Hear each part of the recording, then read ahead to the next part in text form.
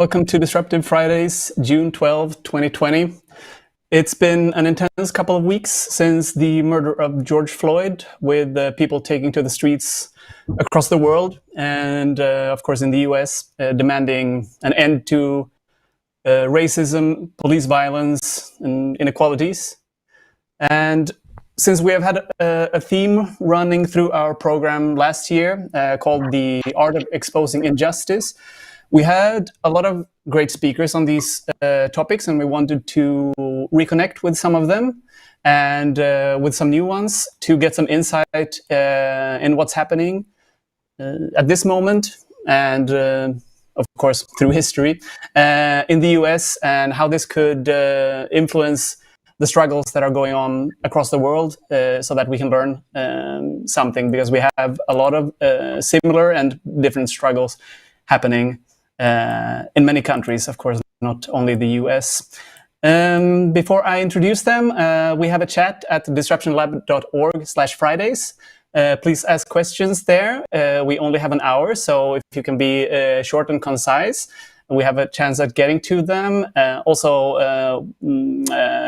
our speaker Mutale Nkonde has to leave a bit early because she has a workshop to attend to. So also squeeze your questions in for her as quickly as you can.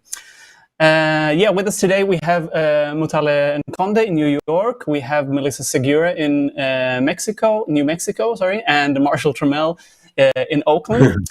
Mutale is an expert in tech and race. She's the CEO for AI for the People. She's a fellow at the Berkman Klein Center for Internet and Society at Harvard University. And she was one of our speakers at AI Traps last year, speaking on AI and race. Melissa Segura is an investigative reporter at BuzzFeed News. Her reporting focuses on the intersection of justice, class, and race. And she spoke at Citizens of Evidence on, among other things, the case of Detective Guevara, a case where one police officer in Chicago framed more than 51 people for crimes they hadn't committed, something that was uncovered by basically their mothers and aunts working together to untangling and exposing this. And a new guest is Marshall Trammell, who is a self-styled music research strategist, also a common knowledge platform fellow at ProArts and Commons in Oakland. And his work has combined musical improvisation, post-colonial discourse, community organizing, networking, and sharing of grassroots tactical media strategies. And so, with all that said, welcome to you all. Let's get going. I will directly give the word over to Mutale. Welcome. Hi, how are you? It's such a pleasure to be with such an esteemed panel, and it's good to see my Disruption Lab family again. I'm so sorry. I'm so sorry that I have to rush, but I'm hoping in the time together we can help kind of break down what's been happening really at the intersection of biometric technologies, race, and protest in the US in response to George Floyd. So I just kind of wanted to start with a primer so that you can see where my work is at this moment. So I'm going to share my screen really quickly. So I'm basically going to take us back to May 25th, which is called Memorial Day here in the United States. African-American man in his mid-40s called George Floyd is arrested after going into Cup Foods, a local store, where it's alleged that he tries to use a counterfeit $20 bill in the city of Minneapolis. In that city, that is actually a misdemeanor, and so shop owners are compelled to call the police to attend to this. The reason George Floyd was under pressure is that he worked in the restaurant industry, and he'd been laid off due to the coronavirus, which has left 40 million Americans, Black and white, in this country unemployed. And 8 minutes and 46 seconds later, after this arrest that we see, he lies dead as Officer Chavin, a white police officer with 17 prior complaints, puts his neck on his knee and kills him.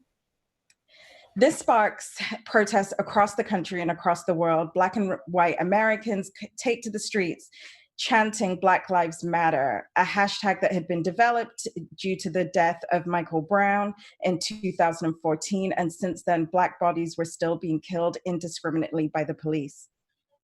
However, this protest is different. White supremacist groups like the ones I'm showing you here, called the Boogaloo Nation, stand with protesters, they claim, to advance the Black Lives Matter messaging. But if we look at their chat boards and if we look at their social media activity, they're trying to incite a race war and take us back to the Civil War, creating a huge amount of panic with law enforcement.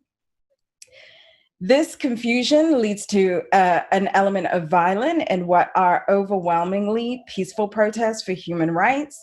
But if you are going to be attacked, you're going to be attacked back. And the violence isn't just visited on the side of the protesters, it's also a major part of policing strategies across the country.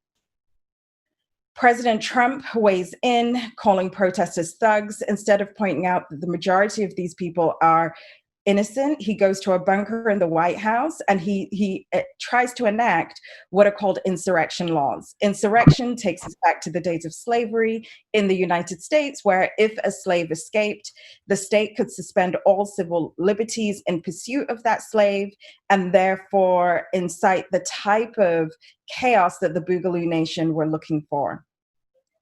This outrages all Americans, sparking a nationwide debate around policing that has been brought forward by advocates in the movement for Black lives, but also in the work that I had been doing and I discussed with my Disrupt family actually a year ago, almost immediately to this day, around the way facial recognition units have been used in policing to identify Black targets.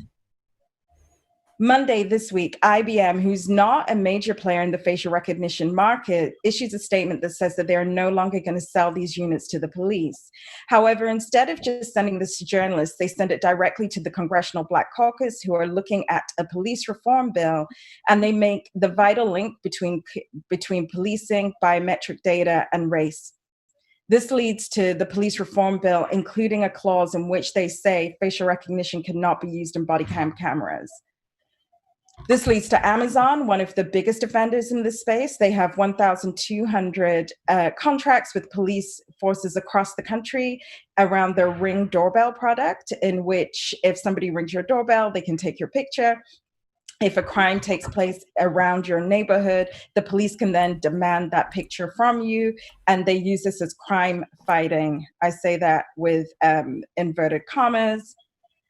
And then finally, Microsoft say that they are no longer going to sell to the police. So that's really just a quick overview on where my work lies at this particular moment and the real connections between biometric technologies, algorithmic decision-making, policing, and where we are in this country. Thank you. Thanks. All of these changes, like that, or possible changes in the policies of or business models completely of IBM, Amazon, Microsoft. Well, like in what, how, what is the actual impact here? Do you think, or the motivation, or will there be a circumvention of this? Is this actually happening? So 3 questions. The first thing that it does is really allow those of us who believe that biometric technology have no place in public life because of the ways in which they're used or weaponized against Black communities. It really allows us to unleash our most revolutionary imagination that this is something that could possibly happen. This was not something that was even on the cards 2 weeks ago. It certainly wasn't on the cards at the beginning of the COVID crisis, and yet here we are. In terms of Microsoft and in terms of IBM, I think it's important to say they didn't have large market share, but what they did do is reshape norms of the market by saying that they're not going to pursue this business opportunity and do the vital work of educating Black lawmakers as these federal level lawmakers were looking at policing and increasing an awareness that you can't speak about policing without speaking about algorithmic bias and without speaking about racialized, militarized technologies.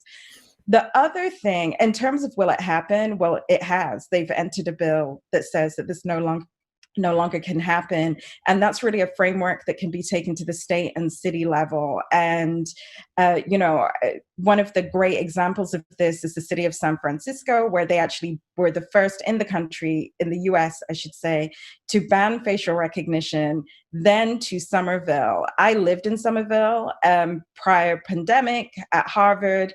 And that's really where a lot of these researchers live, along with the city of San Francisco.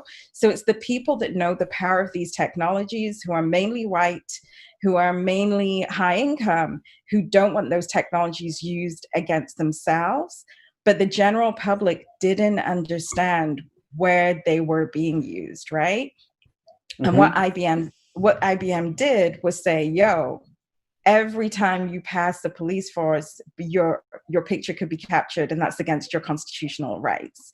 In terms of where do we go from here, I say we go wherever we goddamn want to, because we've shown over the last few weeks that we will go to the streets. And the far right are in the streets also, not to help us, but to co-opt us and to circumvent. So there's a huge problem, at least here in New York, where we're on our 16th day of protest, where people that want to co-opt the message of racial justice and racial equality will go and engage in violent attacks and then use the Black Lives Matter tagging to act as if this wasn't something that Black people did. And then Black people have been recording on their own phones white people doing this, saying this is not us, we are peaceful, and we're going to get justice, but not in the destructive ways in which we're often cast. Yeah, I have another question here from the chat that's connected. Like saying, what you're describing, Mutale, really shows how technology is linked to making a real change possible if used consciously. Do you think that these implemented reforms will stay, and how can we assure that they are not only a temporary solution to look good with the press? They're definitely a temporary solution to look good with the press. I don't think that the police forces, nor even the government or companies are really genuine. But what we do have is people power. So I'm hoping that one of the things I can do with my own work through AI for the people is really help show particularly white protesters that have come to this, because their involvement cannot be understated. They're saying defund the police, they're saying get rid of the police, alongside their Black and brown brothers and sisters who have been saying this for decades. In the case of African American populations, the defund the police banner has been bandied for 400 years. With nobody listening. So one of the things that I'm hoping is that we can apply our pressure, not just at the ballot box, but by also real accountability. And I'm working with journalists specifically on helping them understand this issue and making sure that it's really one that stays in the headlines. Yeah, I was wondering, like, since you were, I have another question here, sneak in a small one here, maybe you can keep that for later. Since you're working with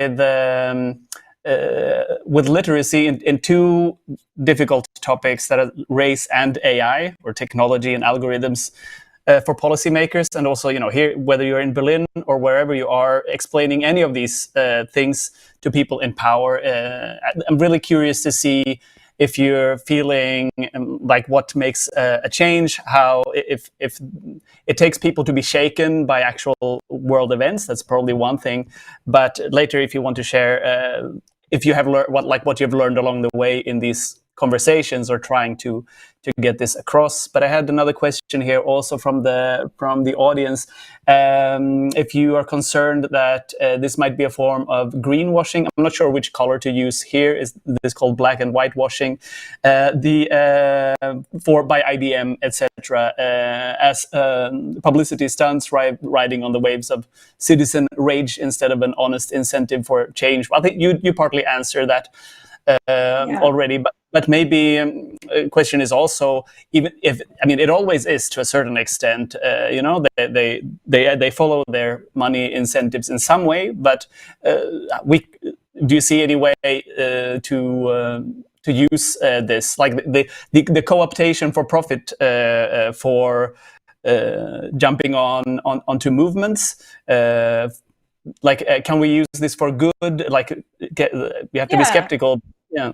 Yeah, I definitely think it's reputation washing, but I don't care because I'm interested in Black liberation. And if they want to wash their reputations along the way, then whatever. What I think is much more interesting, and what I think is a much more pressing question for movement leaders, journalists, movement lawyers, general citizens, is to keep up the pressure. Because if you don't have money, then you have to have organized people. And one of the things that the movement for Black Lives, who cannot be understated in this, has moved people, not only in our own country, but protests across the world. And in countries in which Black people are treated in ways that is equal to the brutalization that we see in the United States, they are rising up too. And what I think did happen is Black people and white people were suddenly poor because of the mass unemployment in our country. There was an understanding of the material conditions in which most of us live in every single day. We also have an eviction crisis, which I know we're going to speak about later. So people are feeling housing insecure and they hadn't been out. And I think that these protests in many ways created an accidental activist, because one thing that I have realized is that you do need the support of white people who are invested in anti-racism to move this work forward. Whether in my case, they fund my work, or they join my work, or they even say, and this was incredibly helpful when I was doing policy advocacy in Congress, they even say, listen to her. Because as a person who is racialized as Black and a woman, people don't want to listen. And if people are searching for terms, I would say very quickly, calling Black people Black is acceptable and empowering. That's why we're saying Black Lives Matter. But you can also just talk about reputation washing, because I do think it would be quite awkward to say whitewashing or blackwashing. Yeah, for sure. Thanks a lot. That was awesome. Let's move on for now to Melissa and get your point of view and insights. Sure. Thank you for welcoming me back. It's great to be back with you all. I started, covering law enforcement exclusively back in 2015. And that's when I had heard about this one particular case in which a woman had said she'd been framed by a particular police officer in a predominant neighborhood in Chicago. And as I started to just dig into this situation, what I found is, a couple breadcrumbs here and there that said, no, I've also been framed for a murder that I didn't commit. And I've also been framed for a murder that I didn't commit. And the process of 2 years of investigation and using some of the work that particularly Latina activists, who were, many of them did not speak English. Some of them had very little formal education. They were marginalized in every way, from race to class to education that one could imagine. And these women had done this incredible work to be able to collect data, to be able to say that my son, my nephew, my husband was not actually involved in this. And they started building, this was back in the day before there was even Excel. They were using Lotus spreadsheets to be able to track the data and the cases. And I mean, they were just doing this brilliant work, but nobody was listening to them. They had gone to the federal authorities. No one listened to them. They'd gone to the Chicago City Council meetings. No one was listening to them. They'd gone to basically every formal channel that they could, and they couldn't get any traction, in much the same way that the previous guest was talking about needing somebody to say, listen to them. They didn't have that. They didn't have those allies. So in 2015, I naively walk into this particular situation and start to build on the work that they had already laid out and start discovering even more and more cases and the way that this worked. And so my reporting sort of stood on the shoulders of many of these women. And through the course of this, we were able to show how one single detective who, it's, I think, important to say, was Latino and also was from the very same Latino neighborhood where he had framed many of his former friends.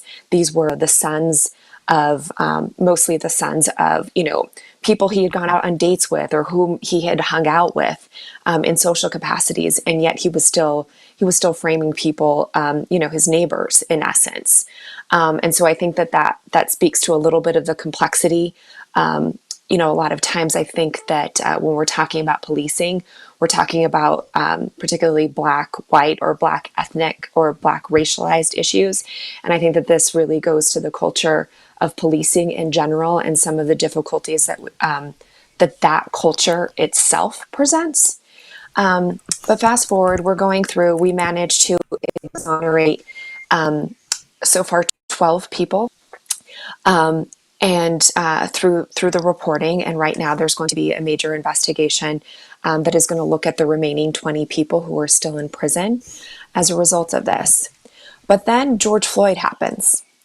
And because of the reporting that I had done in Chicago, I had realized when looking at the systems that had enabled this one particular detective to be able to go and to frame so many people, that one of the principles, so when you start looking like, how did he do this? And you start peeling back the layer by layer by layer, what I found was as much of this stems back, I mean, obviously besides the culture of policing and its, sort of racialized history, but when I look at this, the black and white is laid out in the police union contracts.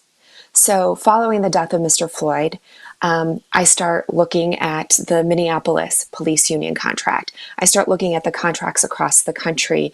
And there have been groups, particularly Campaign Zero, and Sam, who runs that group, was on our Disruption Labs panel last fall with me. And they've been tracking and sort of putting into spreadsheets all the different provisions that have allowed this type of behavior, particularly from law enforcement, to exist time after time. There are particular provisions within each of these contracts. They vary from municipality to municipality. There are over 18,000 separate law enforcement agencies across the country. So none of them are uniform, but principally in major cities, we're seeing provisions within the contracts that govern discipline. And, one of the things, with George Floyd's murder, what we saw is that the officer who had pressed his knee on his neck had 17, in some cases 18, and other accounts had 12. The databases were all over the place. And why was that? Because the police union contracts had prevented an accurate accounting, that even if the city had wanted to be able to say this is definitively what he had done, many of the police union contracts across the country allow for the erasure of these records, or that they can't be maintained for more than 6 months. So that means it's very, very difficult to track the behavior. And it's even difficult for police chiefs then to be able to say, hey, this is a problematic officer who needs some intervention or needs to be fired. It also takes away, these union contracts can also take away the police chief's ability to say, hey, I'm going to fire this officer. What we saw in Minneapolis was the police chief saying that the 4 officers who were involved in the George Floyd killing were immediately dismissed. Those of us who have been watching these issues for, decades now have seen that that's not a guaranteed decision that's going to stick. Why? Because police union contracts have super favorable arbitration processes in place. And again, I can't state enough that a lot of these processes for discipline were created by officers, for officers, and oftentimes supervised, by their brethren. So we see provisions like that. And what's really interesting in the United States is that typically when we think of unions and when we think of labor, we're thinking about groups who are protecting our most vulnerable populations, people who need that collective voice to be able to step forward. And a lot of times that's associated with our political left here in this country. We have one particular outlier that is supported almost exclusively by the right, and that happens to be of the police unions, which of course sort of falls in line with the political right sort of law and order sort of mentality. So there's this, the police unions sort of fall, without, beyond the scope of what we typically think of organized labor in this country. And particularly, they have tremendous clout politically, which also makes them different than their unionized brethren.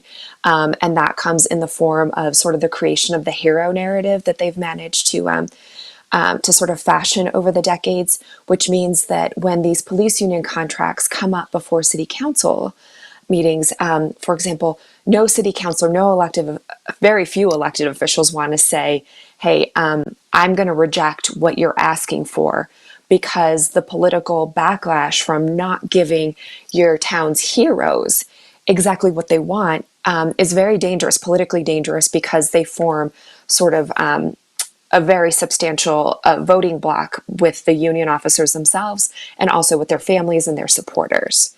And the second way that they have a tremendous amount of clout in comparison, particularly to their brethren, who might be like in the service industry unions, is through their fundraising power. And that is probably best exemplified out of the city of San Francisco recently.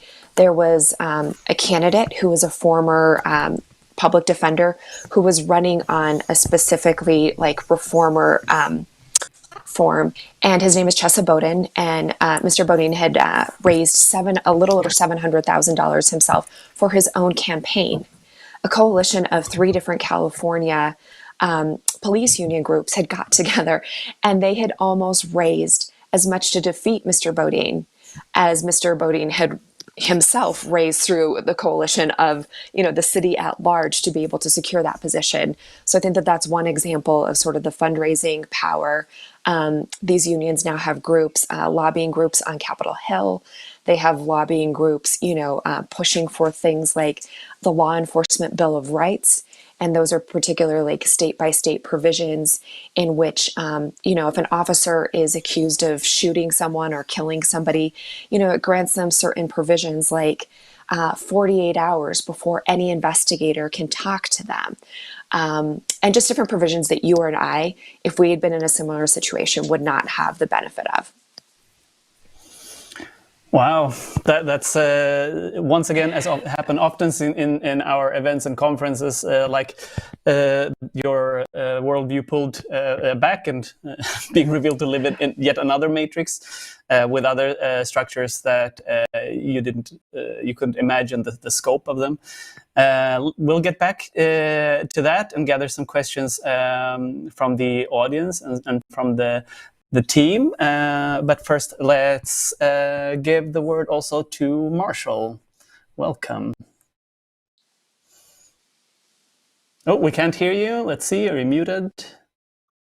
Oh, okay. Now you're back. I'm back. Okay, so I pulled off the page too, but I was going to read something, but I wanted to start with just to say that I'm in Oakland, California, on the unceded lands of the Ohlone people and the Chochenyo people, and it's a custom in amongst some people in this country to acknowledge the land that we're on and to ground ourselves when we do this work. And I take it upon myself to acknowledge where I am, whenever I can, wherever I am. So to really think about what we get and what we've taken from Native people and how we give back. Like, we need to think about those things in wherever we are. So I just wanted to start with that. I'm engaged in a project I call Black Amnesia and Indigenous Justice, which is a way of looking at how we how we occupy this land and how we complicit in like the mass oppression of particularly Native women and other forms of oppression in this country.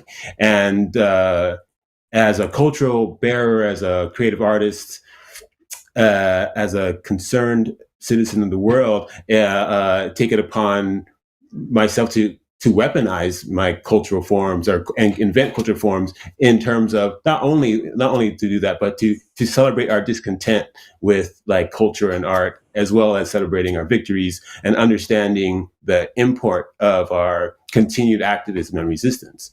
So I'm a creative musician working with experimental artists, but I really come out of like organizing, come out of anti-homelessness organizing. I'm currently working with Pro Arts Gallery and Commons at Oakland on a Creative Commons project where we've imbued there were 22 unhoused persons experiencing homelessness, who were arrested protesting displacement in front of City Hall. These artists, these persons live in different encampments throughout Bay Area, throughout Ohlone and Chochenyo land, and they have so they're also a collective of powerful persons who are working with Pro Arts to continue their work, but with the safety net of Creative Commons licensing and protection under the law. So we're doing this work in the midst of the protest. City of Oakland has organized itself to beautify the place, right? So that there's all this. You've seen with places that you live, there's a lot of protests and graffiti, and so they covered up the breakage of the windows with these boards, and then people started to write on them, and then the city has co-opted that to put up like beautification signs and teams. So we had copyrighted our statement, our script, where an AI is our CEO. Those of us who have who have the copyright emblem on them are doing our characters in the script can take on actions and then be covered, particularly if they're in front of Pro Arts. And we are developing an application so that folks can document themselves on their phones, document their work. In lieu of studio visits in a sense, because they're working in their homes, which are in encampments and exposed areas that are will be most likely hit by the police, as things go on. So we are professional artists and curators and so forth, and we're working with these folks to build a residency, what we call the Undercommons residency. And so we're developing these artists as stakeholders in the conversation about their viability, their economic viability and quality of life as professional artists. Whatever that means, as stakeholders that will change the field of the discipline in the art world, while we're trying to use that current for alternative currency, autonomous development, and alternative infrastructure for artists to navigate away from capital A art industry into places. So one of the main things about we work with Occupy IP, which is a great group of really smart folks, I think it's important for us to develop this like morals clause. I found in 1968, 69, anti-apartheid pledge letter by cultural workers, Harry Belafonte, like Nina Simone, all these, Eartha Kitt, will not, on any uncertain terms, perform in South Africa during this regime. And we want that from artists. So we know that artists will, I mean, I have friends who were at the Whitney last year, and who are native and who are amazing, and they're thriving. And then there are other people who opt out of being involved with the misguided practices of board members or whatever you call it. But so we want to also like support efforts to buttress the alternative economics through this work. So many facets.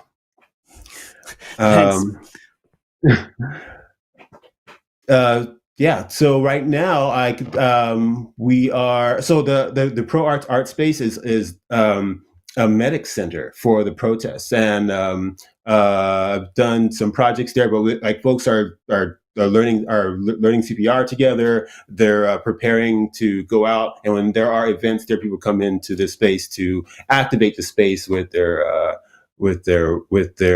commitments and their works. And there's right now, protests are like there are always gatherings happening, and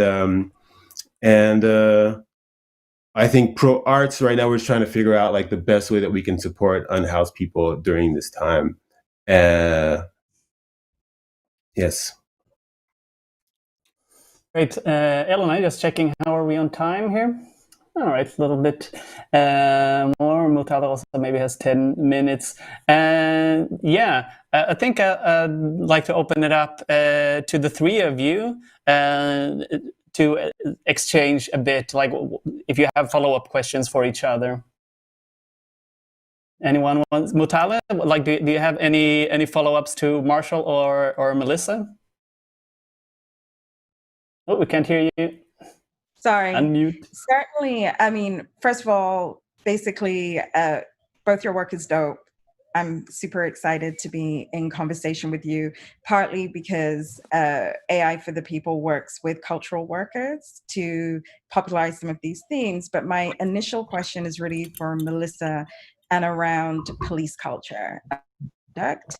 Just because this is definitely something relatively new to my work, because we've been thinking about, at least in my work, facial recognition as this technology that's dangerous, but it doesn't, there is no embodiment, right? The image of the unit within the body cam, I think, was incredibly powerful as put forward to IBM. And I'm just really interested in terms of the contracts that you have been reading. Have you noticed if are there any mention of how they use technologies? Because they are often the ones that are deploying these technologies. And my sense from what I see with the NYPD is that they don't actually know how to use them. So they have this incredible surveillance tool, which is often being used incorrectly or badly, and then putting more Black lives in danger.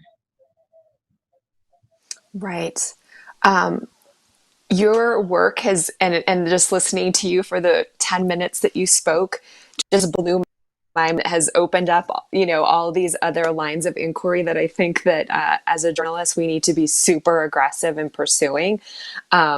So my deepest admiration for and appreciation for just opening my eyes as a layperson to this. So I'm going to have lots of questions for you moving forward. But specific to yours, the union contracts right now, at least those that I've seen, do not include any particular provisions when it comes to like the labor relations and the city and the department in particular. Where I think that we would find these are going to be in what a lot of municipalities call directives or orders. Those are the two things, and those are sort of departmental policy.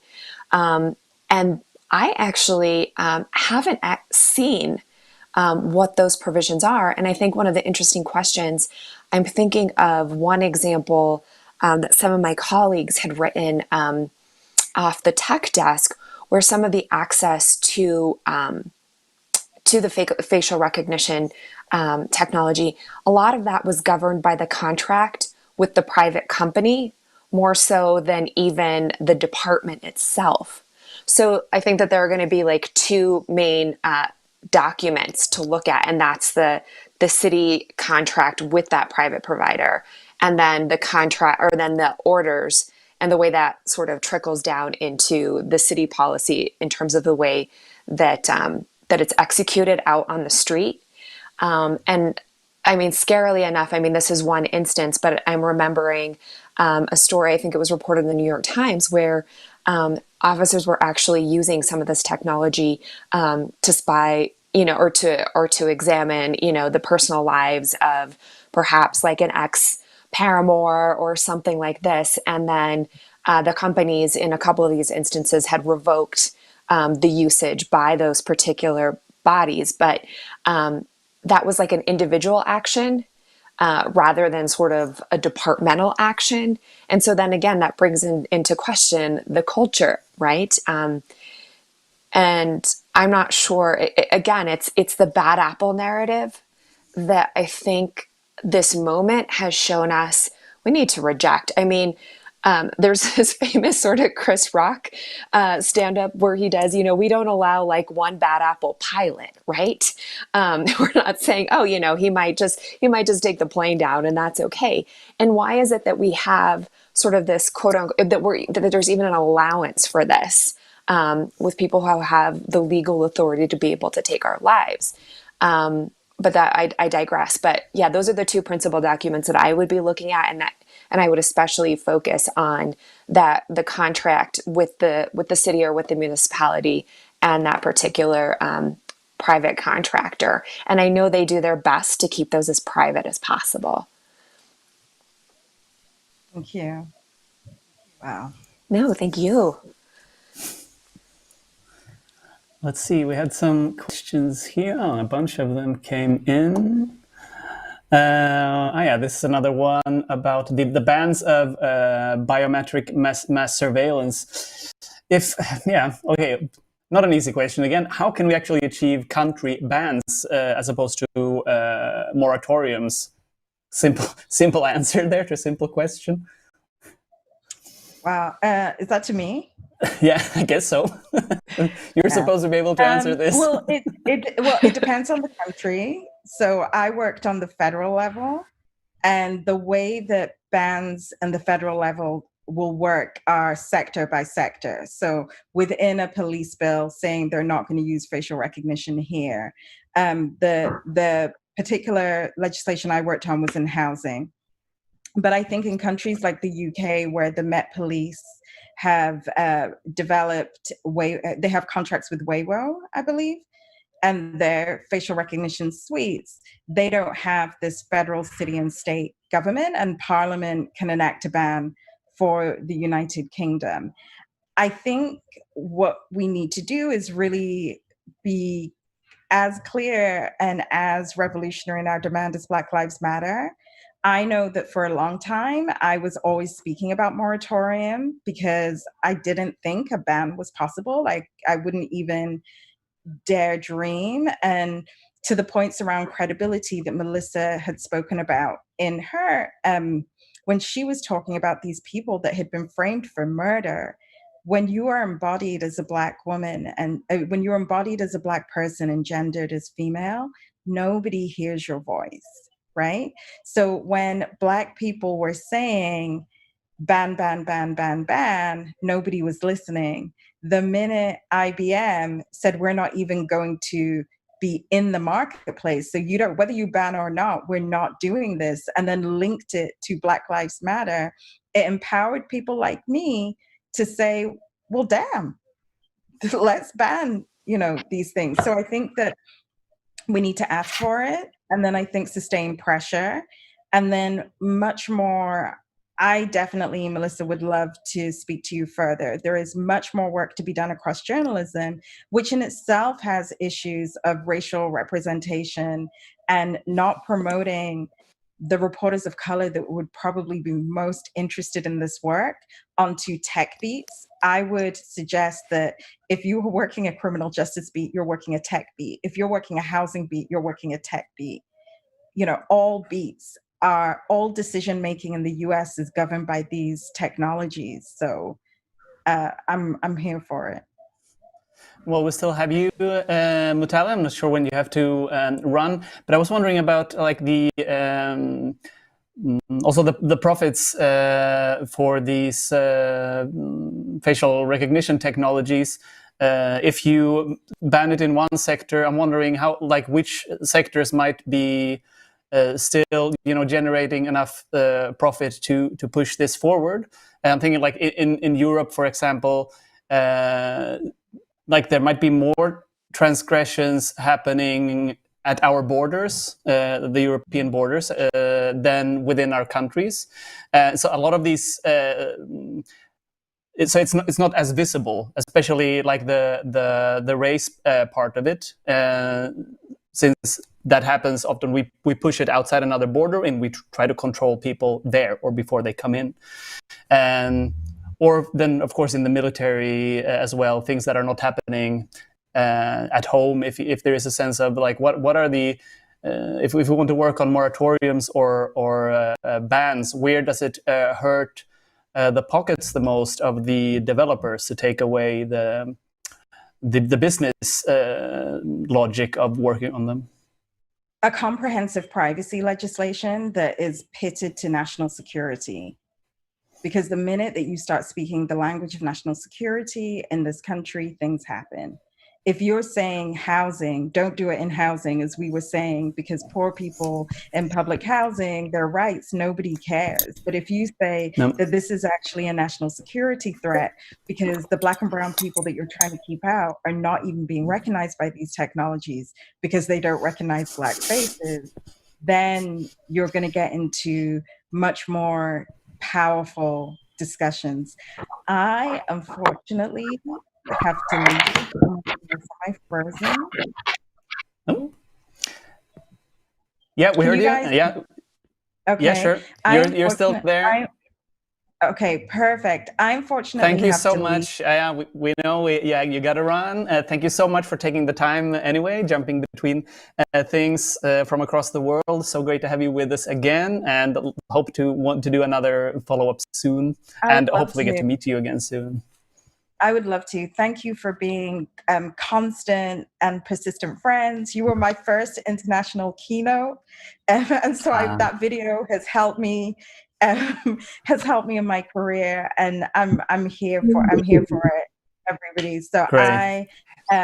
Thank you for listening to this Black woman. I appreciate you guys. Bye. Thank you. Bye. See you later. All right. So let's see. We had more questions from the audience, I think. Elena, you have a better overview, something that popped up to you? Or Like, perhaps? Should I read them loud, or do you want to continue? If you have a favorite. Yeah. A favorite, hard to say, but I would go with two, maybe for Melissa first, and then continue. I will jump in again for Marshall, or would you prefer some other way? No, go ahead. Okay, so Melissa, the first question, has this info, I guess this was while you were talking, been distributed to policy makers, and if so, has there been a reaction or a move to change? And another question, I think this was from Tatiana.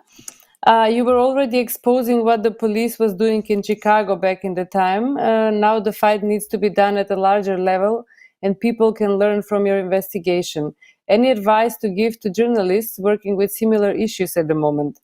And also, I remember that you mentioned in September that you were writing a book. So the question is it going to cover also the current stories and the current situation? Okay, so let's take these one at a time. And I think the first question, I'm assuming, and if I have this wrong, please correct me. If when we're referring to the information, I think are we talking about the information about unions in particular and the way that they operate, and I'm assuming we're talking about the role they play in sort of dictating the policies. And if so, I will say I've been working as a journalist for 20 years. I have never received more reader mail on a single story than I have on this story that I had written, and it's available on BuzzFeedNews.com, about that just laid out how the unions work, what specific protections are given.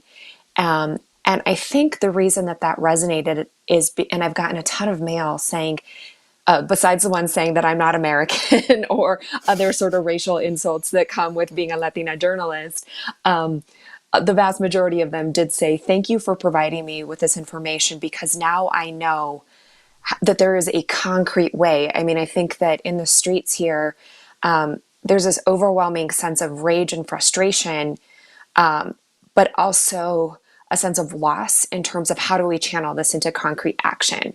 And this is one way that a lot of my readers have said, thank you for giving me this information, because now I know what to do. I now know that I need to go to my city council. I need to review this contract. I need to push them to say that this is not acceptable, because for so long, and again, because of the political clout and considerations that these unions have had, these contracts have been rubber stamped time and time again. So I have a lot of people saying that's not going to happen in our communities. And it's another example, though, this isn't coming, I'm not hearing from city councilors who are necessarily saying this, though there are, like in the city of Minneapolis, that is happening top down. What I'm seeing most of all is this happening from the bottom up. This is really a grassroots movement. And I think in that sense, it almost has the potential to be more powerful. The second question, I'm sorry, can you refresh my memory on that? Was about you were already exposing what the police was doing in Chicago back in the time. So now the fight needs to be done at a larger level, and people can learn from your investigation. So some advice to journalists working with similar issues, and also a question about the research that you did mentioned in September, and a book that you were working on, whether it's finished or whether it's also planning to include the current situation. Sure. So in terms of advice for other journalists, one thing that we've seen sort of explicitly in the George Floyd situation, and also through my reporting as well, is the difficulty in obtaining disciplinary records and the way that officers are held accountable. So I would focus particularly on getting a hold of these directives and a hold of these contracts and seeing what is the process. And also pushing back particularly to say, nope, we've got to have these records. We need to know how Officer A or Officer B has behaved on the street, and make that information as publicly available as possible. In some cases, particularly in the United States, that has had to happen through lawsuits. I'm not quite sure how it operates in Europe or in other countries, but I know here locally in the United States, having access to that information is power. It helps you to identify, here are the problem spots. Here's how Black and Brown communities are being policed versus those in suburban white communities. And it gives you the concrete data, and it shows you where you need to look. So I would say pushing for that. And I also, for any freelance journalists here, who work in the United States, there's an organization called the Gumshoe Group that will pair reporters with pro bono attorneys to be able to help you with litigation when it comes to those freedom of information requests for those disciplinary records. So what we're seeing, I mean, it's happening in my own community where I live, is there has to be a lawsuit to push for the release of those records. So that's where I would start. I'd also look at the federal database here in the United States. It's called PACER, but that's where a lot of the civil rights lawsuits happen. And those can give you some sort of idea of, has your police department been repeatedly sued? So disciplinary records and federal lawsuits. As for the third question regarding the book, it's still underway. I'm still working diligently on it and doing a lot of research. But what's interesting is though it focuses on this particular issue of the city of Chicago and really the story of these women who had fought for justice for so long, I actually think thematically, and though it doesn't address George Floyd and what we're seeing specifically on the street, I think that the story is timeless. And and what we're seeing in the Floyd situation is what we also see in the book. And that in many ways, the American justice system is one that is run by men and fixed by women. And that also applies to, say, for example, the Black Lives Matter, which was a movement that was founded by three, Black women.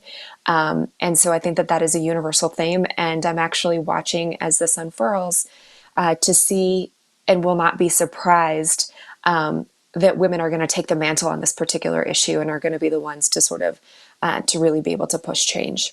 So I think that that's something that is going to be timeless, because the research that I'm doing shows over and over and over again that it's women a lot of times from the outside that are really pushing for these changes. Thanks a lot. We have some questions for Marshall here. Again, is wondering, first, thanking you for your work using art and activism as part of strategies of protest. That's very important work.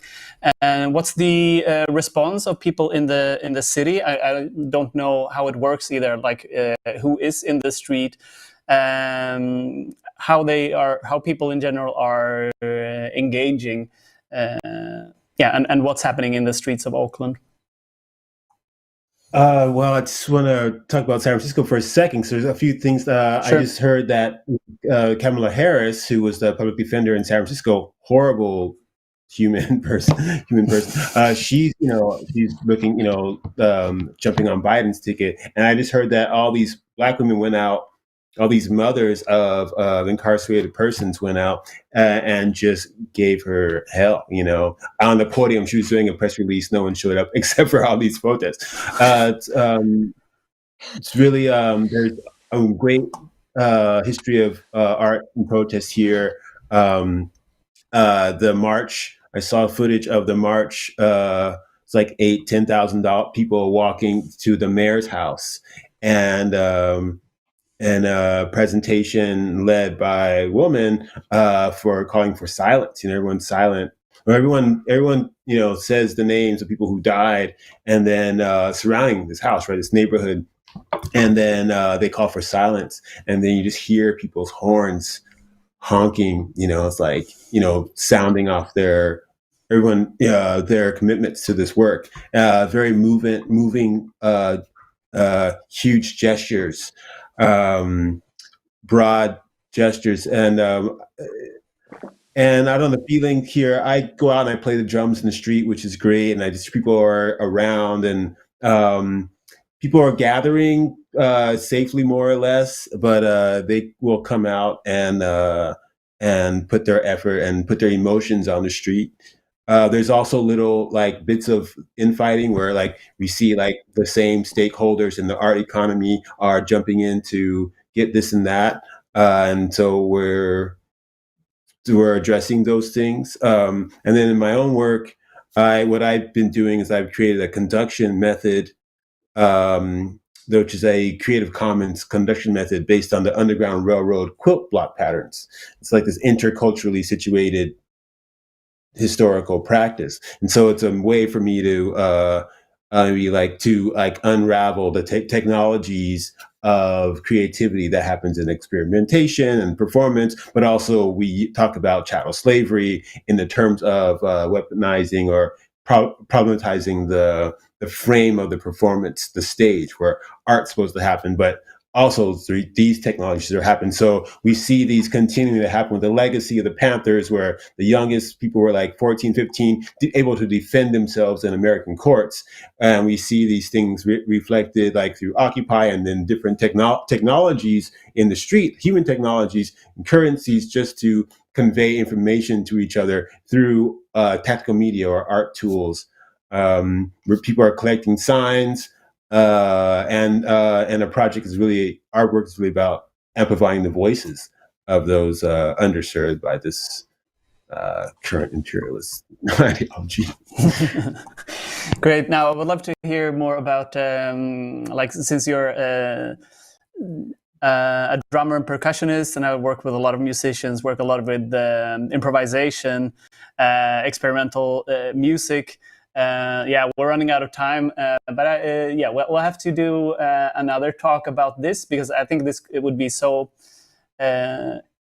powerful to be able to use improvisation also as a form of protest, to reach something immediate through something spontaneous. But you also said you're collecting, when we talked earlier, you're collecting a lot of toolkits. and strategies across different activist groups, for example, to try to network and share these. So if you have some resources to share, send them over, or you can put them in our chat, or we can also send them out in our newsletters, put them on our website, etc. Because I have the sense that you have quite a library of interesting stuff. Yeah, I will do that. I'll do that as soon as this is over. I'll share it. Yeah. Cool. I think like making Great. the two tickets are fun. Yeah. Thank you so Sorry, much. what? It's great to see all your faces. Yeah, thank you. Sorry, hard to communicate always over these virtual lines. Hope to see you. It was really great meeting you last year. Hope to meet both of you again. And yeah, before I say bye, I'll just let Lieke introduce next week's topic briefly. Hello, Lieke. Are you there? Hello. Thank you, Jonas. Yeah, I'm just jumping in to announce the Disruptive Fridays for next week. So we're going to continue with Disruptive Fridays number 9 already next week on the 19th of June. And this one will be about sub-Saharan communities of care and resistance. So what we noticed and also kind of got surprised by is that a lot of the media coverage is focusing often on the national and the hyper-local situation around the corona outbreak. But we're actually dealing with a global pandemic. So next week we want to focus the conversation on the response of sub-Saharan Africa to the coronavirus outbreak and hear from some of the people that work on creating a conversation around COVID-19 from different countries. So we hope that this can contribute to a more global understanding of what we're all facing here together. And this edition will be moderated by me together with Magnus Aak of Bridge Figures. And we will have the speakers with us, Charlotte Kigeso from Kenya, Peter Nkanga, a journalist from Nigeria, and JD Ramalapa from South Africa. So yeah, we hope to see you again next week. It's again, as always, at 5 p.m. Central European time. And yeah, thanks for everybody for joining today as well, of course. Yeah, thanks also to Elena dealing here with the production and the audience questions. Thanks to Rana Vadikari for doing the behind-the-scenes streaming. He has been our saving saint during isolation times, making it possible for us to continue our program. And yeah, again, thanks a lot, Melissa. Thanks, Marshall. Good. Thank you. Thanks so much. See you again. Let's see.